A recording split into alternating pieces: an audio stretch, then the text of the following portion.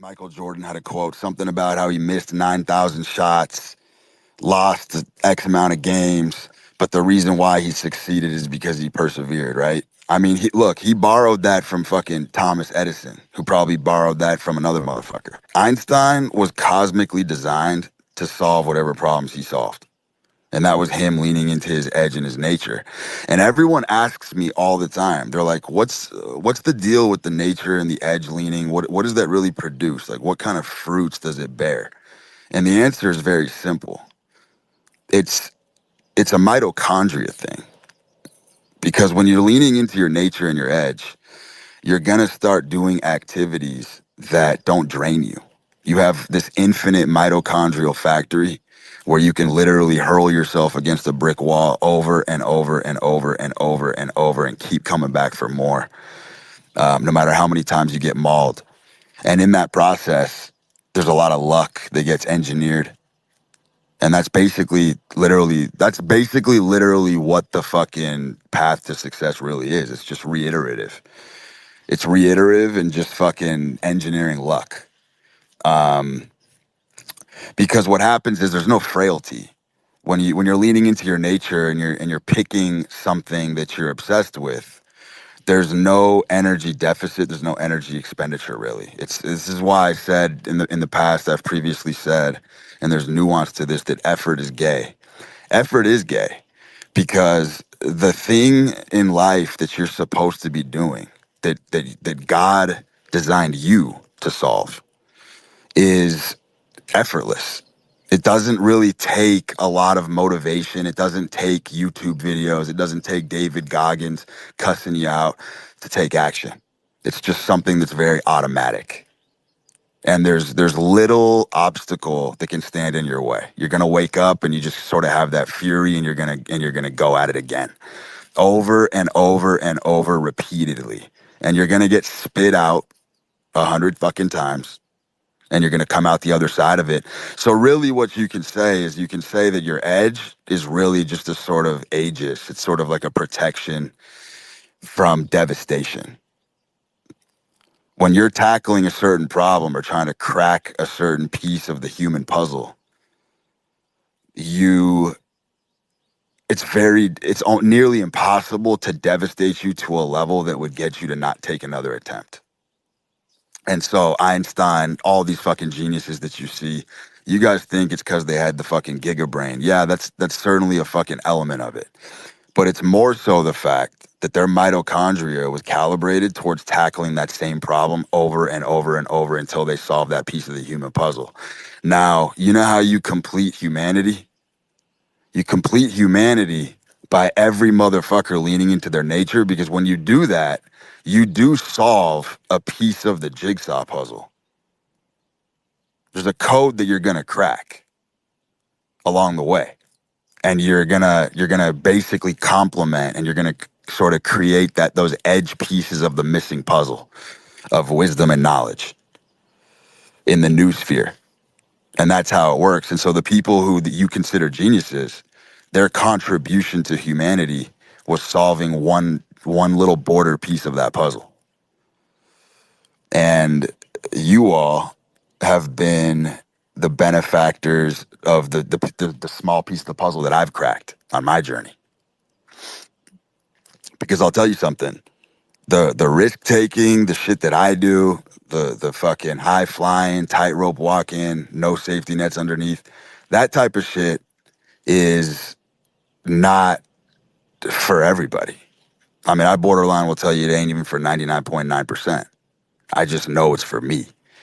So I can relentlessly and ceaselessly kind of persist in this domain. And they used to call me at the poker table at one point, La Cacarocha, because I just never died.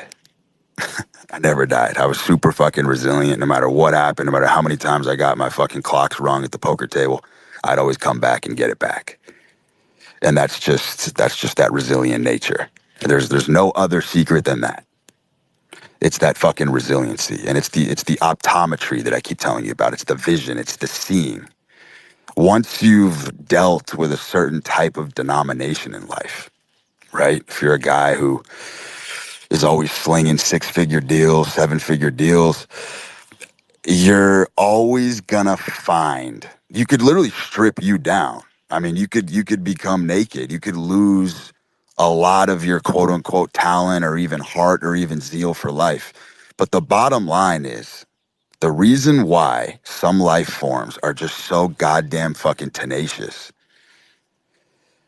is because even when you strip them down to nothing and they don't have the confidence, they're still gonna spot the opportunities that they've been accustomed to.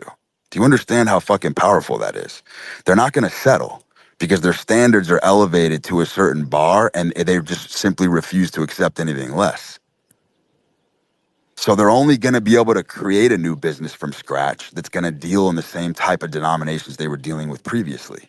This is literally the key to life. This is how you hopscotch and quantum leap over all bounds and barriers. It's simply having the vision to capture those small moments of opportunity that come your way that are within the confines of what you're willing to accept and tolerate in life. Everything is about what you're willing to accept and tolerate. And that's about it. Like whatever your position is, whatever your station is, it's simply because you've accepted it. It's comfortable for you. It's okay. It's okay for you to make $4,000 a month. That's just your fucking tolerance level. It is what it is. But when you breach past these walls and you actually see what's really out there, then you're only going to design your life and you're only going to architect the blueprint to lead you into those alleyways where you're sort of striking within those same circles of people, same denomination, same currency, same status, all that shit. Very difficult to walk it back once you hit those levels. I also, we're going to zigzag here as we always do. I don't believe for a motherfucking second that all these fucking 22-year-old, 25-year-old kids have the severity of health issues that they think they do. It's insane. It's what I want to tell you is that I believe that America particularly is suffering from like a sort of collective Munchausen syndrome. And if you know what Munchausen syndrome is, it's a syndrome where effectively the parent in a household will basically inculcate a child into believing that they're always sick and they're always ill and they're always unwell. And what it does is it creates this sort of trauma bond of codependency where the child has learned helplessness, that they are unable and incapable because they're always sick. And what it does is it forces them to lean into the arms of the parent.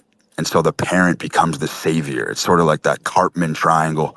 If any of you are familiar with fucking deep psychology, go look up the fucking Karpman drama triangle. The rescuer, the savior, all those little triangular fucking pieces are at play here. And so what happens is it's a very sick parent who wants the child to be totally unwell so that they constantly have to run to them to save it. But guess who's causing the injury? The parent. And so my point is, and from seeing so many fucking cases of this, if I spilled the fucking DMs that I have of dudes that are like under the age of 25 that have like crippling fucking health defects, it would blow your fucking mind. And I don't believe it. I don't believe it's true. I do think the manifestation is true and I think the symptoms are true, but I don't think fundamentally there's anything there. I think it's self-inflicted because it's way more enthralling and exciting to solve a health puzzle than it is go to go chase your vision or lean into your nature or go make some money or go find a wife. You know what I'm saying? So now you just got a bunch of fucking kids at home in Reddit forums cracking health puzzles and shit. I have no doubt that society is more sicker than usual. I mean, that's just fucking obvious. That's not a stranger to anybody. But I know motherfuckers who are like intentionally manifesting sickness in their body so that they just have an excuse. They can just sort of have this linchpin and hinge their entire failure on the fact that they have a health issue, which is fucking insane.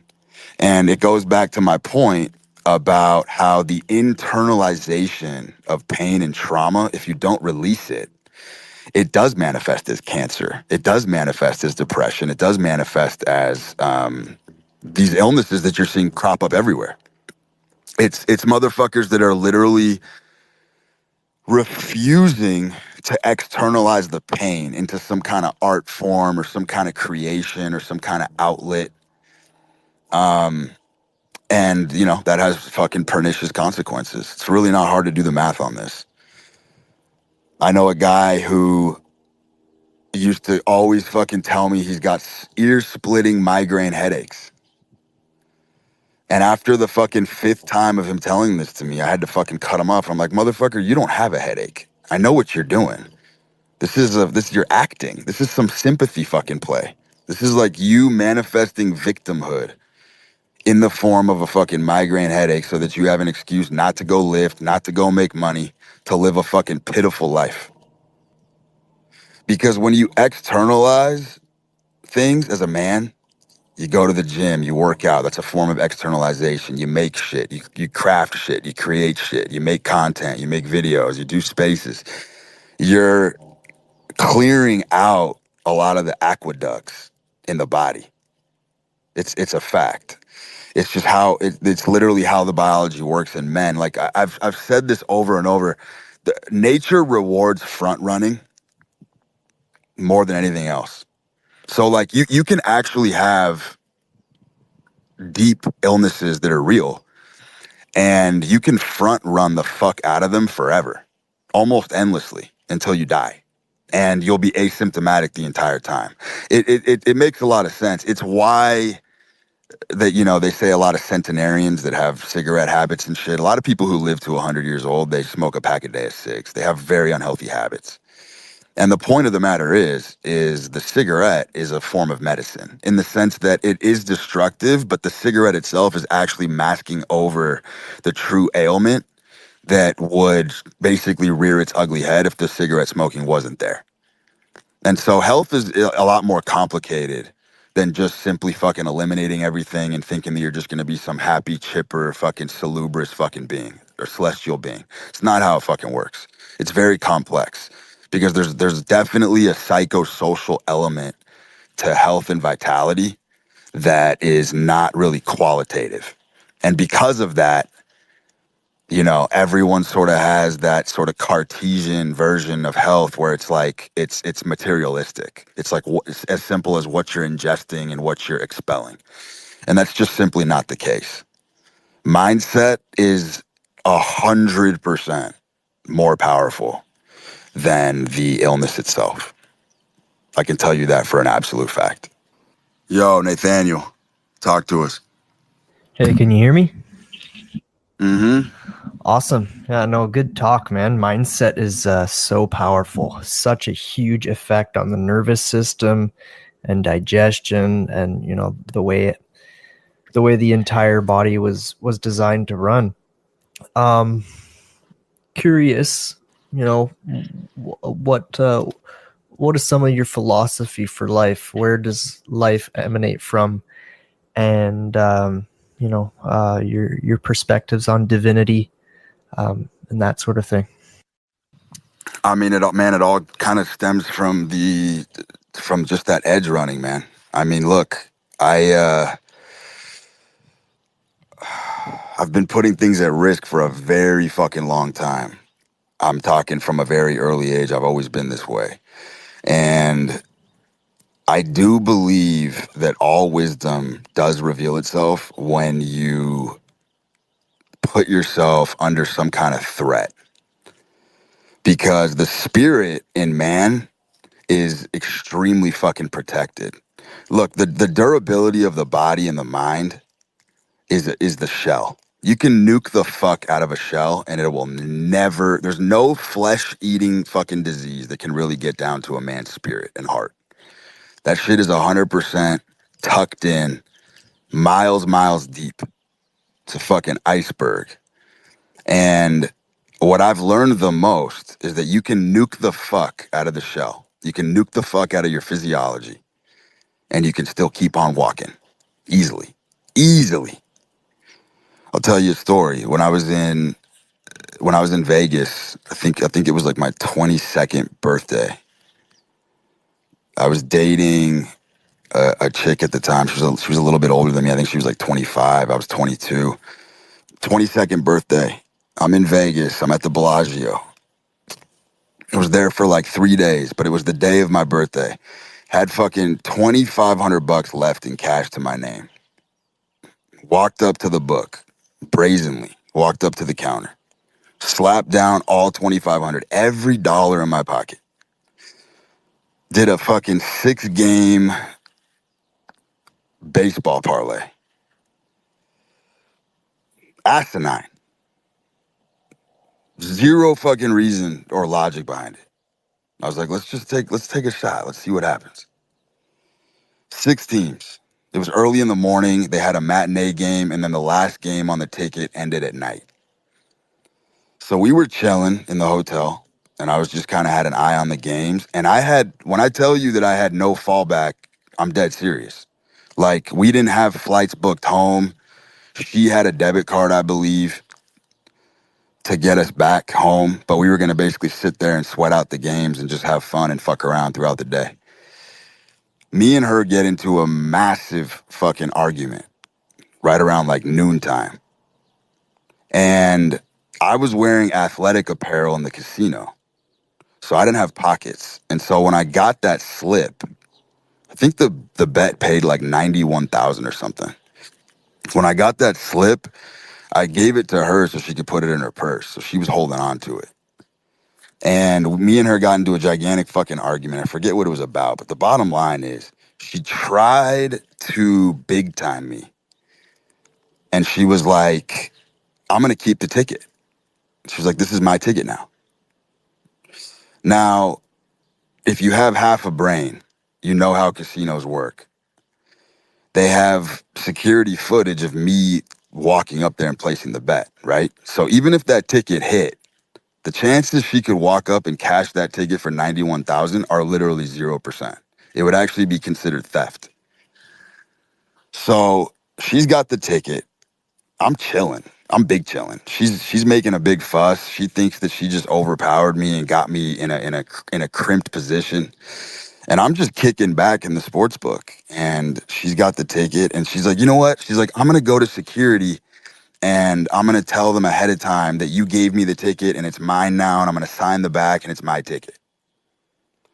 Biggest shit test you've ever seen in your life. She's trying to see if I'm gonna fucking panic and flip out and beg for the fucking ticket back. I said, go for it. I said, call security over right now. So she calls security over and they come over.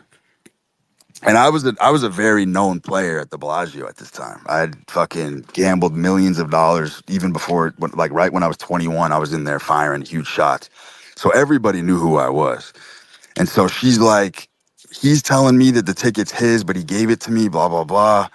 She gets into a big fucking verbal spat with the security, and they end up, because they told her straight up, the ticket's not yours. I mean, you can hoot and holler all you want, but the ticket's his. And so seeing her little bluff flop live, she was so embarrassed that she kept escalating the situation to the point where they kicked her out of the casino and actually banned her for life and said, if you ever come back to an MGM property, we'll arrest you for trespassing. So she gets booted. She's got the ticket. I now have $0 to my name. I'm strapped in the fucking chair at Bellagio. I don't even have money to buy a fucking beer. Nothing. I got nowhere to go tonight. I don't have a fucking flight back. She was my fucking way home. And I was like, all right, let's fire up the jets. This is definitely gonna be a fucking wild ride, wild experience. But I'm telling you this because I didn't flinch. I didn't have any fear. I was like, if this ticket loses, and the absurdity of this ticket was insane.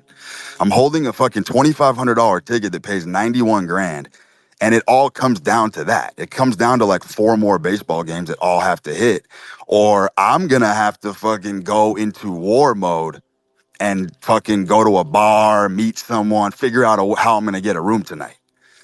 And I was prepared to do that. So I just kind of ease into it. I'm watching the games. Boom, next one hits. Boom, next one hits. And I know she's sweating these games. I don't even know where the fuck she was. We stopped talking. She left the casino. I'm pretty sure she went to McCarran Airport and was already on her way home. She was gonna leave me stranded there to try to teach me a lesson. And I was totally fucking game for it. So sure enough, down to the last game. And I'm actually kind of nauseated to my stomach. I almost can't even fucking watch it. Cause I'm down. I remember it was the Royals was the last game, and I was down a run going into the top of the ninth. And then fucking the catcher, Salvatore Perez, steps up and fucking hits a frozen rope over the fucking left field center fence and puts me ahead by one in the top of the ninth. And so all I got to do is go 3 and out, bottom of the ninth, and that's a winning ticket. And that's exactly what happened. On my 22nd birthday, I won that fucking 91 G's, literally with nowhere to go and no fallback plan. And there's a metaphysical thing here where I truly believe, and I'm not a superstitious motherfucker, but I will tell you this. The fact that I had someone rooting against me to lose so hard is the reason why I believe it fucking won. Like, I needed that. I needed her. I needed somebody to just be praying for my fucking demise, for all of those to click into place. And I know she was probably devastated and shell-shocked when that shit hit. And let me tell you something. When I cashed that 91 G's that night, I went fucking crazy. I got the fucking best, most expensive fucking steak I've ever fucking had in my life. I was tipping motherfuckers. I got the best fucking room. I had my boy fucking book it. It was insane. And I just went crazy on celebrating. And that being in those types of positions, because look, all this fucking bullshit that people will tell you about, don't gamble more than you can afford to lose. Well, let me tell you something. That's not gambling. That is not. If you are gambling in a realm where you are playing within your means, you ain't gambling, my friend. I had everything on the line at 22.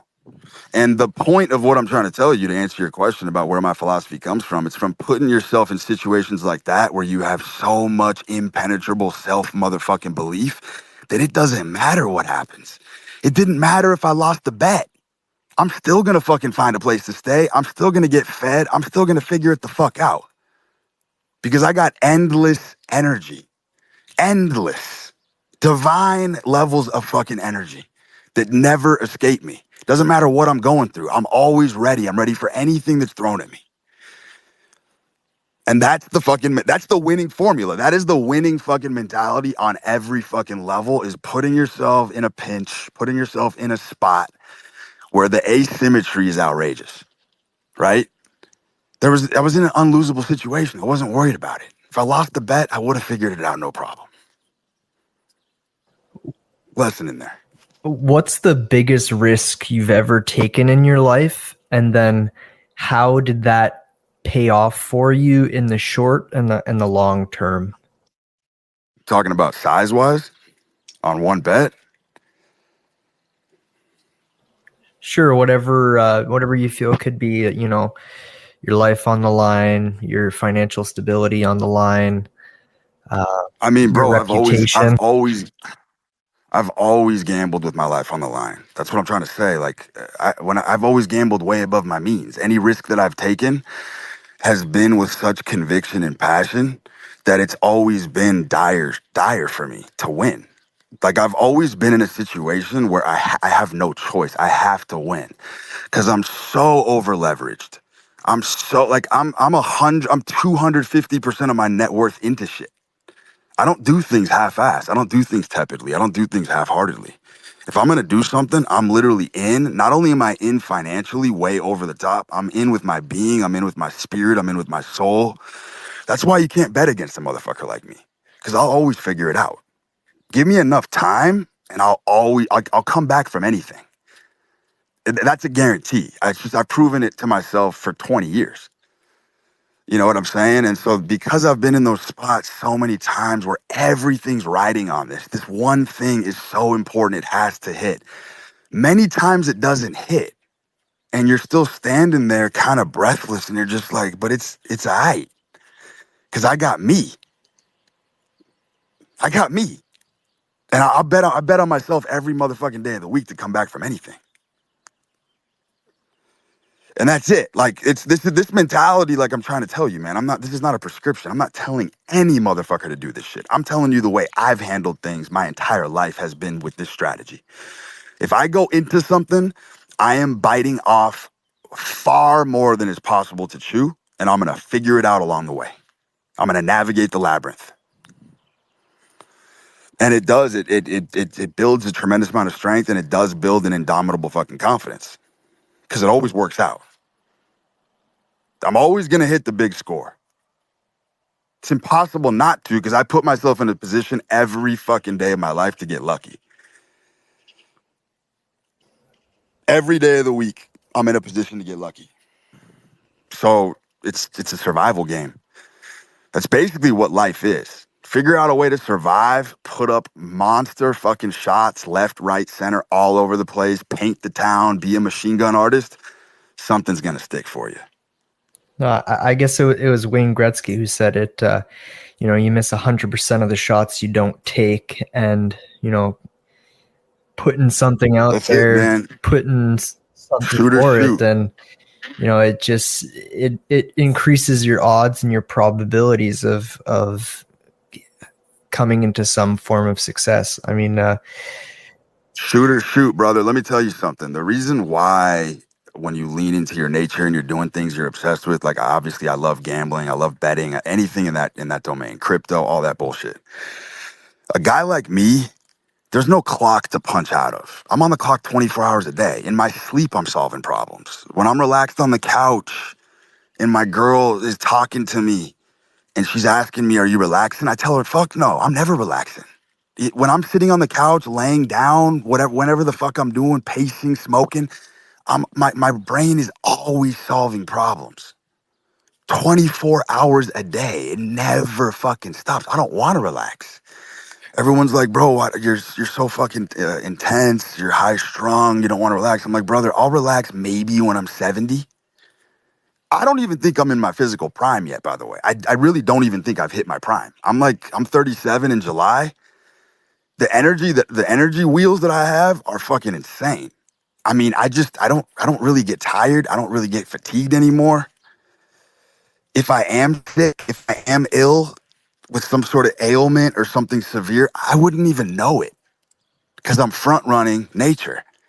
I guarantee you, if I did go get my heart checked, I bet you my aorta has some fucking issues from the fucking life I've lived. I've lived that intense, maximum intensity life for the entire time. But brother, me going to a doctor and getting that diagnosis ain't gonna fucking change a goddamn thing. You know what I'm saying? I'll outlive it. I'll outlive the fucking ailment. Guaranteed. what do you think? I probably What do you think causes someone to seek or want that title or diagnosis from their doctor? it's affirmation, man. It's affirmation. And why would You someone know, seek that type, that kind of affirmation from a doctor? because a lot of people have genuinely never experienced what it's like to be passionate about anything. And so when you give them a problem that seems like it's slightly not overcomable, they feel alive. They feel alive. People want to be diagnosed. People want you to tell them all the reasons why they're sick and fucked up and incapable. Because then it justifies their entire fucking existence, justifies an out. It's like, I knew it. That's the reason why I haven't been motivated. So you You know, think it's hold on. The guy that I was telling you about the other day that was telling me about how every time he accepts a huge opportunity in his life, he gets sick. I'm not even joking. He's like, dude, every time I make something happen or I'm on the cusp of a breakthrough, he's like, I'll literally get like a fucking nasty flu or a nasty cold. That's when I knew it was total bullshit. But my point to him was, because he was trying to tell me, he's like, yeah, but I don't have any energy. He's like, I don't have the vitality to go after these things in life. He's like, I literally wake up and I'm just super fucking lethargic and catatonic. I don't have the energy. And I told him, He's got it ass backwards. You have to do things in order to generate energy. That's the secret to life. It's like everyone thinks they have to have these endless wells of energy to take action. It's like, nah, nah, nah, nah, nah. I go to the fucking gym. I don't want to be there. I have no energy sometimes. And I force myself into the gym, take an empty bar out of the rack, fuck around with it, warm up, get some fucking mobility, get some blood flowing. Guess what? After 20 minutes, I'm now throwing weight on the bar. Then it's like, bang, hit a 200-pound snatch. Wasn't that tough. Boom, 250. Fuck, that was easy. 280, done, smoked it. 290 on the bar now, nailed it. 300, boom, stood up with it again.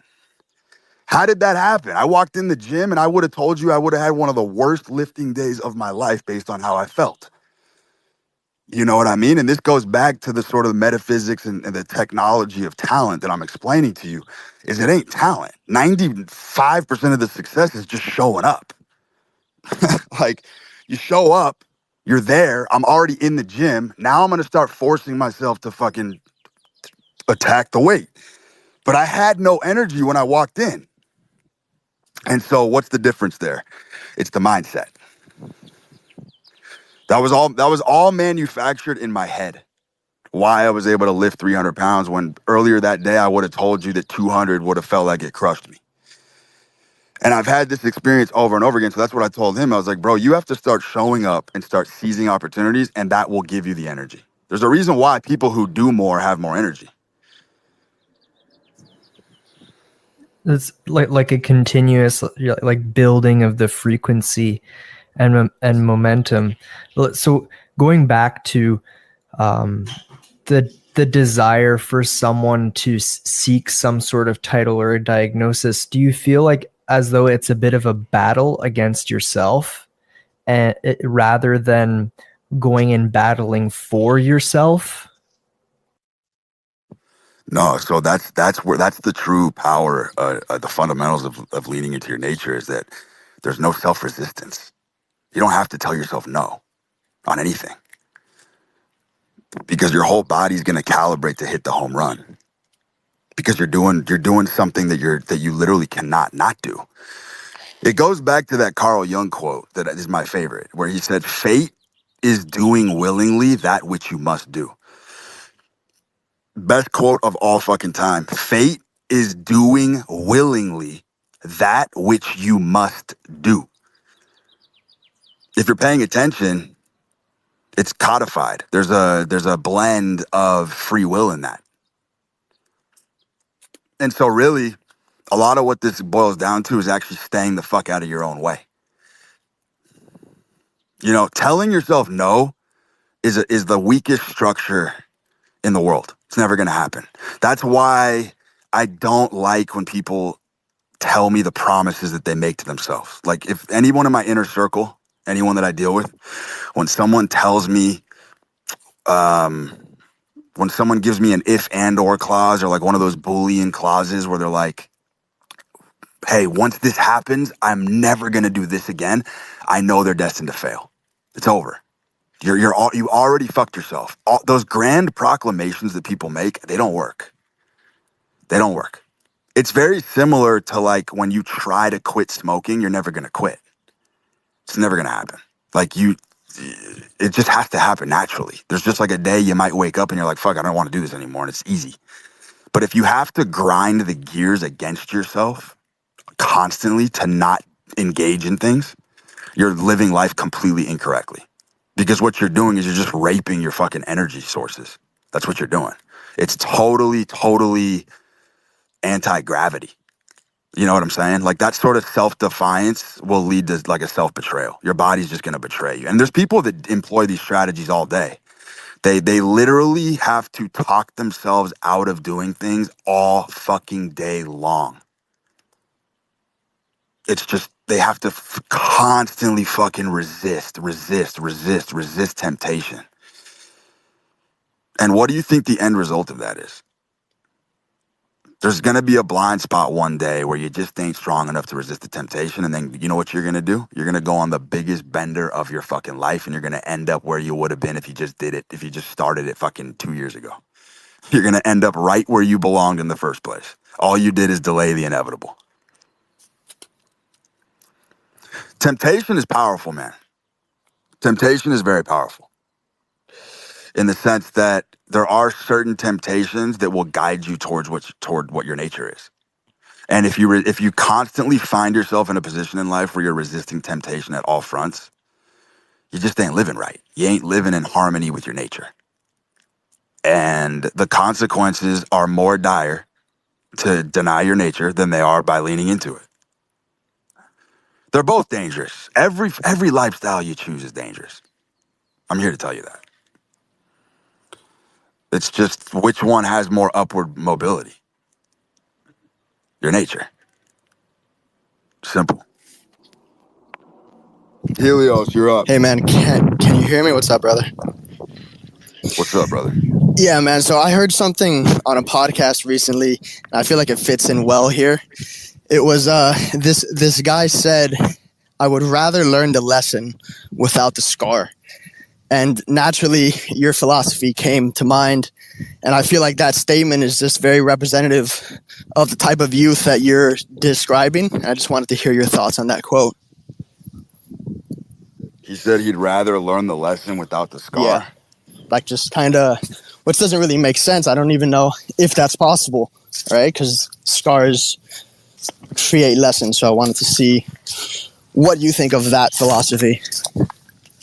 Yeah, I mean, look, the whole thing about people are more likely to learn from their mistakes is a total fucking lie. The more you make a mistake, the more likely you are to repeat it. And the true winners in life know that you can fuck up drastically and still win in many fucking domains if you're relentless. You know what I'm saying? Because mistakes are a lot of leverage. Mistakes do hold a ton of fucking power and leverage, especially if you want to be triumphant and avenge a loss or whatever. And so, like, this is the beauty of being a man, brother. Like, you want to talk about fucking masculinity and manhood? Here it is for you. You can, everything for a man is so fucking paradoxical. You could literally have every part of your body as a man mutilated and ugly as fuck, head to toe, and still be handsome. As a man, you can fuck up billions of times in your own business and still exit huge into payoff space. These things exist. These things are real for men. It's the reconciliation of opposites. And the sooner that you understand that, I mean, look, there's motherfuckers who literally mistake their way into riches. Yeah. Literally fuck their way up all the way into the bag. That's a fucking head scratcher. But if you sit there and think about it, it's true. I remember seeing a quote, I think Martin Shkreli said it, about whoever the fuck the original creator of Twitter was before Musk. He said that guy drove a clown car into a gold mine. And I love that fucking quote. He drove a fucking clown car into a gold mine. And what it means is the motherfucker was just throwing up shots. He's just throwing spaghetti at the wall to see what fucking sticks. Yeah. Bang, landed on Twitter. Yeah, just straight shooting from the hip. 100%, man. All right, brother. That's the masculine thing, dude. Like, the whole masculine imperative really does boil down to that. It boils down to shooting from the hip, and then wherever the shots land. I also think attachment to outcome is extremely powerful for men. I don't really believe. I think that if you attach to the result, I think the results are usually a lot better because it has to hurt. Has to. Definitely. Like, anything that I get involved with, I'm very attached. And if it doesn't work out, it does sting. It does sting. And that's been a superpower that I've been able to fucking leverage time and time. Yeah, and that would be that scar that he's referencing. And that's kind of what you're leveraging to lean into your edge rather than like wanting to skip that process entirely.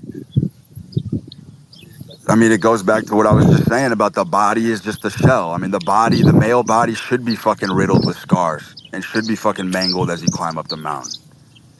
It has to be. For the spirit to really shine through and start to take over and guide you, like there has to be a depth gauge or some sort of level in the body where your body is torn to pieces and you just can't think clearly anymore and your body's like half functioning and now your spirit just takes over and wills you to the fucking finish line. It's just that most people will never be able to tap into the reservoir and the power of that because they're too afraid to let their body deteriorate to win. You know what I'm saying? And like, I'm talking advanced stages of evolution as a man.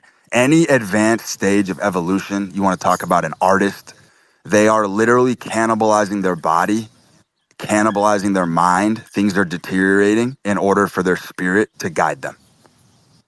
Because it really doesn't kick in when you have too much of that overlay. This is why I was saying, if you've noticed these guys who are obsessed with fucking health and vitality, they don't fucking do anything. They have no motivation. The motivation's been cropped. It's fucked. It's been truncated. So it's like, you got to pick one. Do you want to win or do you want to be a toy soldier and have a perfectly immaculate, beautiful body that has no fucking blemishes on it? Pick one, because you can't have both. Yeah, that's definitely real, man. Thank you, brother. And look, health, I do want to reiterate this, health and vitality are extremely fucking important. You know, I put a lot of fucking stock in health myself. I eat extremely well. I always have. I take really good fucking care of the vehicle simply because I need more rope to chew through when I'm taking risks and I'm stressed out. But that's all I see it as. I see my body as a vessel to be sacrificed for a greater fucking cause. Beautiful. You know what I'm saying? At the end of the day, I don't give a fuck if both my knees are blown out and I'm in a wheelchair if I got 4 gold medals on the wall. That's my mentality. True, man. Definitely, brother. Appreciate you.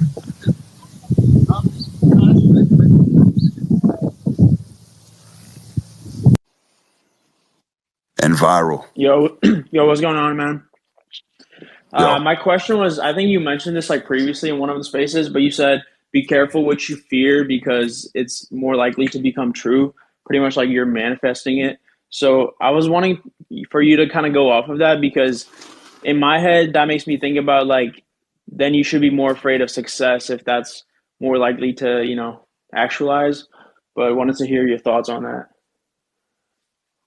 So the biggest fear that every man has, whether they want to admit it or not, it comes down to one thing.